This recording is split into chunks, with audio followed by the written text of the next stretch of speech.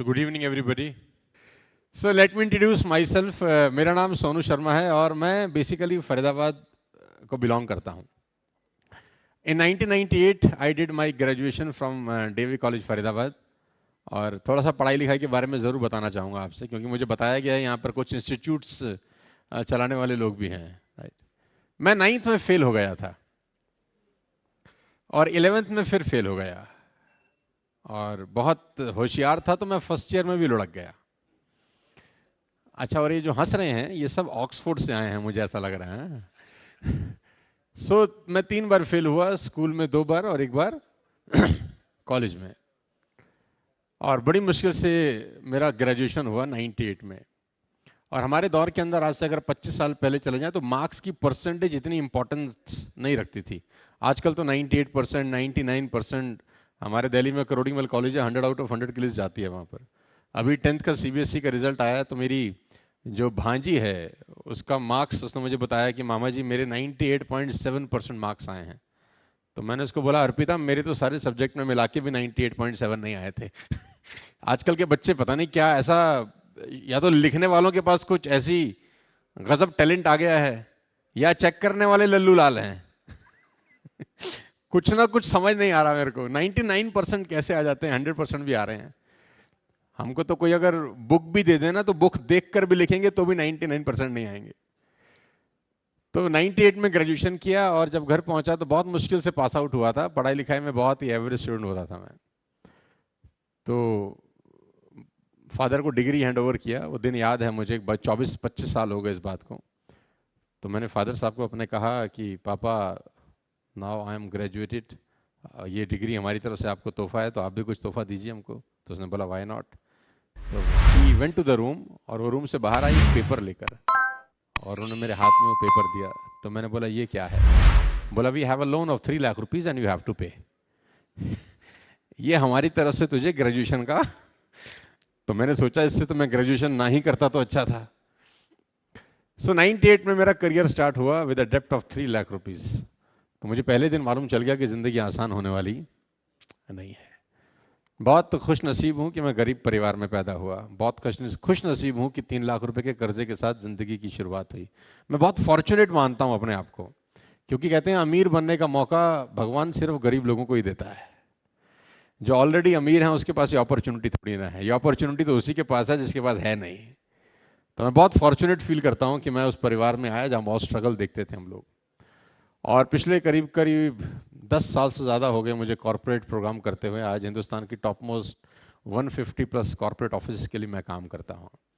आप इंडिया की top most companies के नाम बताएंगे तो I am working with the top most 150+ big brands. 2300-2400 webinar किए हम लोगों ने सिर्फ कोविड के दौरान. जो 1.5 साल का कोविड था उसके अंदर करीब 2300-2400 इवेंट, एक दिन में 4-4, 5-5, 6-6 इवेंट भी मैंने अलग अलग कंपनीज के लिए किए. 1200 से ज़्यादा लाइव प्रोग्राम्स, 700 से ज़्यादा वर्कशॉप और 300 से ज़्यादा कॉर्पोरेट ट्रेनिंग हम पिछले कुछ सालों में करते हैं अलग अलग कंपनीज के लिए. हिंदुस्तान की टॉप मोस्ट कंपनी के लिए हम काम करते हैं, जिसमें आपके टाटा, बजाज, ल्यूमिनस, ICICI और बहुत सारे बिग ब्रांड्स हैं. तो ये बहुत हैरान करने वाला है कि जो लड़का जो स्कूल कॉलेज में फेल हो गया था वो आज 150 कंपनीज के लिए कॉर्पोरेट ट्रेनर है. तो बहुत सारे लोग मुझसे सवाल पूछते हैं कि हाउ कम, ऐसा ये कैसे हो गया. क्योंकि स्कूल कॉलेज में तो हमारे को सब बोलते थे कि तू बर्बाद हो गया, ज़िंदगी में कुछ करेगा नहीं. तो मेरे पिताजी भी मुझे बोलते थे बेटा पढ़ लिख लो नहीं तो ज़िंदगी बर्बाद हो जाएगी, कुछ करते नहीं हो. तो हम बोलते हैं पापा जो कुछ नहीं करते वही तो कमाल करते हैं. हाँ, तो हमारा फिर सफ़र इस तरीके से चालू हुआ. और जिस व्यक्ति को 9th में पासिंग मार्क्स नहीं मिले थे उसको हार्वर्ड USA ने अभी डॉक्टरेट का डिग्री दिया आज से करीब 1 साल पहले. हमने कभी ज़िंदगी में सोचा नहीं था कि ऐसा भी हमारे साथ कभी हो सकता है. नरेंद्र मोदी जी के भाई हैं और दिल्ली का ये बहुत बड़ा इवेंट था. Nelson Mandela Nobel peace award दिया गया गेट टुगेदर करके. तो पिछले 10 साल बहुत शानदार रहे, लाइफ के बेस्ट ईयर रहे फाइनेंशियली और प्रोफेशनली खास तौर पे. और बहुत सारे लोग मेरे से बहुत सारे सवाल पूछते हैं, उसमें से कुछ जवाब मैं आपको देने का प्रयास करूंगा. आप मेरे साथ हैं? से यस और no. Hello, are you with me? Come on. So बहुत सारे लोग पूछते हैं कि इतना डिस्क्रिमिनेशन है इस पूरे हिंदुस्तान के अंदर। 92% लोग ऐसे हैं जो सिर्फ 10,000 रुपये महीना कमाते हैं। You will be shock to know कि इंडिया के अंदर सिर्फ 92% लोग ऐसे हैं जिनकी इनकम 10,000 रुपये से नीचे है। Only 8% are earning over 10,000 rupees. Government of India का डेटा है कि सिर्फ 1.5% लोग इनकम टैक्स पे करते हैं, यानी 98.5% लोगों के पास टैक्स पेइंग कैपेसिटी भी नहीं है। 5 लाख रुपए से नीचे ITR पे टैक्स नहीं लगता, वी ऑल नो। यानी उनका पर मंथ इनकम 40,000 से भी नीचे का है। जिनके पास पैसे हैं उनके पास इतने हैं कि सोचना और संभालने के लिए भी शायद बहुत तकलीफ होती होगी, और जिनके पास नहीं है उनको कभी भूखे पेट भी सोना पड़ता होगा। Are you with me? तो ये बहुत बड़ा डिस्क्रिमिनेशन है। तो लोग अक्सर मुझसे पूछते हैं कि इतना डिस्क्रिमिनेशन क्यों है? क्योंकि पैदा तो सब एक जैसे ही होते हैं, वही 2 आंख, वही नाक, वही दिल, हार्डवेयर सबका एक ही है। तो मैं बोलता हूँ सबके अंदर सॉफ्टवेयर अलग अलग रन होते हैं, और हर बच्चा जीनियस पैदा होता है, मुझे ऐसा लगता है। उसके सॉफ्टवेयर में छेड़छाड़ होती है स्कूल कॉलेज में या घर में। एवरी चिल्ड्रन बॉर्न जीनियस, कोई ऐसा बच्चा है नहीं जो मंदबुद्धि पैदा होता हो। सबका सब सॉफ्टवेयर बहुत बढ़िया रहता है जब तक वो स्कूल नहीं जाता।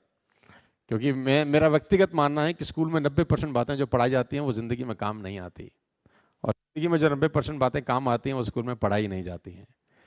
तो मैं अपने पिछले कुछ सालों के एक्सपीरियंस से कुछ चीज़ें आपसे शेयर करना चाहूँगा, हो सकता है आप तक पहुँच सकूँ। आप मेरे साथ हैं तो मैं आगे चलता हूँ आपको लेकर। सो सक्सेस प्रिंसिपल्स में से कुछ प्रिंसिपल मैं आपको बताना चाहूँगा। Everyone wants to know the secret to success। हर आदमी सफलता का सीक्रेट जानना चाहता है। कौन बनेगा करोड़पति, इसीलिए इतना फेमस है कि हर आदमी करोड़पति बनना चाहता है। यस और नो? हर आदमी चाहता है कि मैं सक्सेसफुल हूँ। कोई भी आदमी गरीब गुर्बत की जिंदगी नहीं बिताना चाहता। हर आदमी चाहता है मैं सक्सेसफुल हूँ, मॉडर्न लाइफ हो मेरी। कोई भी आदमी middle class, lower middle class रहना नहीं चाहता। किसी भी आदमी से विश पूछिए तो पहले तो हमारे देश में लॉटरी भी चलती थी, अब तो क्या गवर्नमेंट ने बंद कर दिया। यू नो, लॉटरी चलता था ना, लोग लॉटरी खरीदते थे कि मैं करोड़पति बन जाऊंगा टाइम। हर आदमी चाहता तो है यार, राइट? तो मेरे पास कुछ सक्सेस सीक्रेट है आपको देने के लिए, जो बहुत सालों से, बहुत टाइम से छुपे हुए थे। मैं खुद के लाया हूं आपके लिए। जानना चाहते हैं तो बोलिए हाँ, कम ऑन। तो हुआ ऐसा कि एक आदमी ने डॉक्टर साहब को फोन किया कि डॉक्टर साहब, my wife is pregnant and the time has come, तो can you please come fast. Doctor ने बोला it took me 30 minutes for me to reach, so hold on. 30 minute मुझको लगेगा तो वेट करो। तो वो बेचारा वेट करता करता आधे घंटे के बाद डॉक्टर साहब, उसके हाथ में एक बैग रहता है डॉक्टर के, क्या बोलते हैं आप उसको, मेडिकल किट, बस्ता, बैग, कुछ भी आप लगा सकते हैं ना। तो डॉक्टर आई, उसने बोला वेयर इज योर वाइफ? उसने बोला इनसाइड द रूम। तो she entered the room and close the door, और अंदर से कुछ खटपट खटपट की आवाजें शुरू होगी आने। तो उस आदमी को लगा कि बहुत जल्दी कुछ गुड न्यूज कम ऑन, हाँ आने वाली है। तो इतने में डॉक्टर का दरवाजा खुला आफ्टर 5 मिनट्स, और डॉक्टर भागते हुए बाहर आई कि तुम्हारे घर में आरी है क्या? आरी समझते हैं आप, कारपेंटर लोग यूज करते थे, you know, x, yes yes yes yes. तो तुम्हारे घर में है क्या? तो उसने बोला डॉक्टर साहब आरी का क्या करेंगी? उसने बोला है कि नहीं, क्योंकि टाइम बहुत कम है। तो बेचारा भागा भागा गया कहीं से, उसको आरी लाके दिया और रूम फिर से बंद कर लिया, और फिर से खटपट खटपट की आवाजें आने शुरू हो गई। अभी तो 4-5 मिनट निकले थे, डॉक्टर फिर से बाहर आई, बोला तेरे घर में हैमर है क्या? हथौड़ा समझते हैं ना आप, हिंदी में हथौड़ा बोलते हैं, अंग्रेजी में हैमर। तो उसने बोला डॉक्टर साहब आरी तक तो ठीक था, हैमर का क्या करेंगी?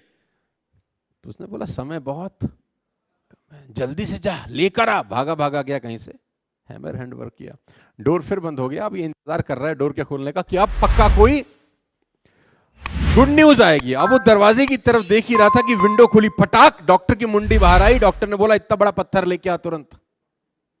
अब इससे रहा नहीं गया, उसने बोला आरी, हैमर, पत्थर, मेरा बच्चा कब होगा? तो उसने बोला मैं तेरी बीवी को तो बाद में देखूंगी, पहले मेरी पेटी नहीं खुल रही है जो मैं लेके आई हूं, पहले ये खुल जाए तो मैं अपना कार्यक्रम शुरू करूं। ऐसे बहुत सारे लोगों की पेटियां बंद होती हैं कि आपकी भी खुल जाए तो मैं भी अपना कार्यक्रम शुरू करूं, सो दैट एक बार थोड़ा सा हो जाए यार, लगना चाहिए कि वो जिंदा लोग यहां पर बैठे हैं यार।